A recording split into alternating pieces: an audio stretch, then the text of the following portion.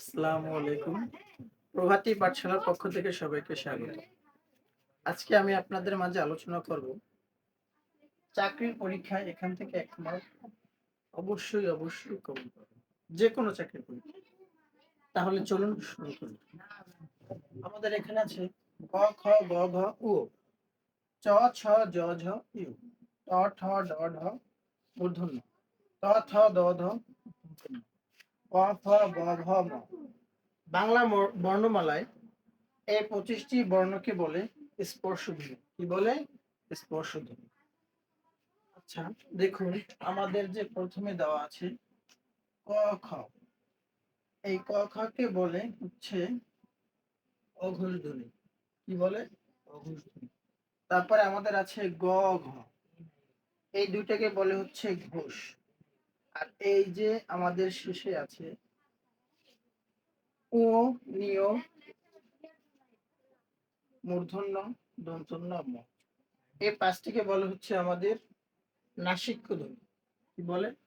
নাসিক্য ধ্বনি। তাহলে চলুন আমরা আরো কিছু জেনে নিই।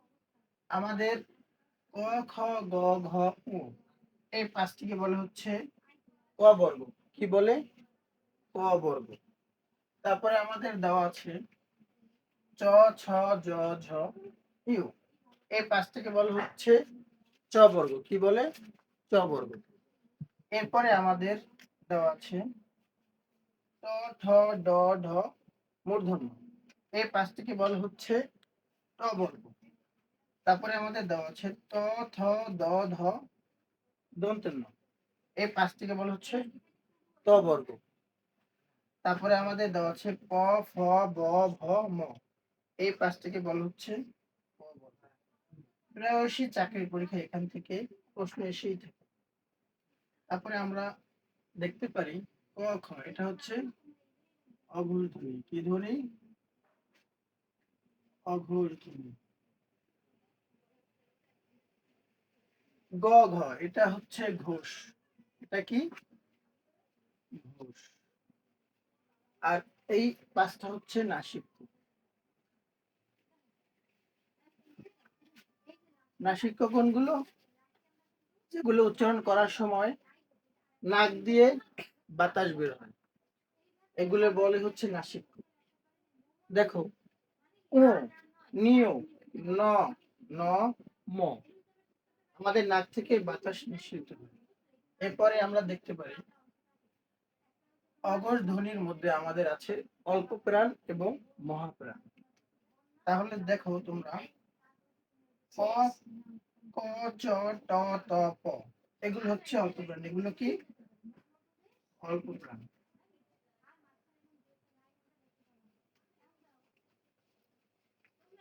এটা আমাদের উচ্চারণ করলে মুখ থেকে বাতাস অল্প বের হয়। আমি একটু তোমাদের দেখাচ্ছি। ক, চ, ট, ত, প। মুখ থেকে অল্প বাতাস বের হয়। এরপরে আমাদের দেখি মহাপ্রাণ কোনগুলো।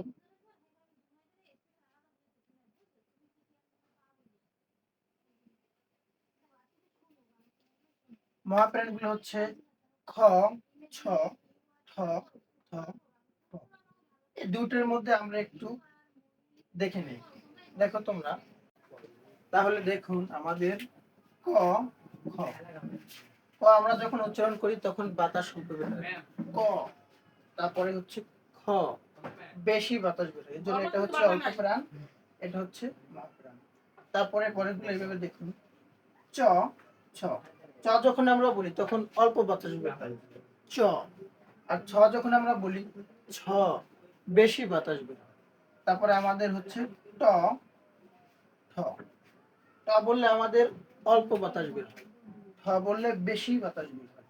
তারপরে দেখুন ত, থ। ত বললে আমাদের অল্প বাতাস বের হয়, এজন্য এটা হচ্ছে অল্প প্রাণ। আর থ, থ যখন আমরা উচ্চারণ করি থ, বেশি বাতাস বের হয়, এজন্য এটা হচ্ছে মহাপ্রাণ। এরপরে দেখুন প, ফ। প যখন আমরা উচ্চারণ করি প, তখন অল্প বাতাস বের হয়। যখন আমরা ফ উচ্চারণ করি ফ, বেশি বাতাস বের হয়। তাহলে অঘোষের পার্টটা আমাদের গেল। এরপরে আমরা আসি ঘোষ। এখানে আমাদের হচ্ছে গ, এটা হচ্ছে অল্প প্রাণ, ঘ হচ্ছে মহাপ্রাণ। গ, ঘ, ঘ যখন আমরা উচ্চারণ করি বেশি বাতাস বের হয়, মুখ থেকে বেশি বাতাস নিঃসৃত হয়, এই জন্য এটা হচ্ছে আমাদের মহাপ্রাণ।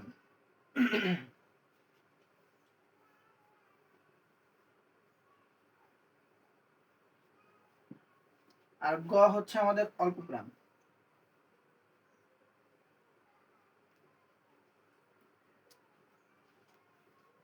এরপরে পরেরগুলো আমরা দেখতে পারি। জ, ঝ, জ যখন আমরা উচ্চারণ করি তখন অল্প বাতাস বের হয়, যখন আমরা ঝ উচ্চারণ করি তখন আমাদের বেশি বাতাস বের হয়। তারপর আছে ড, ঢ, অল্প বাতাস বের হয়, ঢ উচ্চারণ করলে আমাদের বেশি বাতাস বের হয়।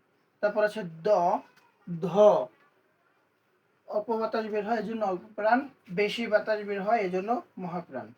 ব, ভ, আমরা যখন ব উচ্চারণ করি তখন আমাদের কি হয়, অল্প বাতাস বের হয়। আর যখন আমরা ভ উচ্চারণ করি ভ, তখন আমাদের বেশি বাতাস বের হয়।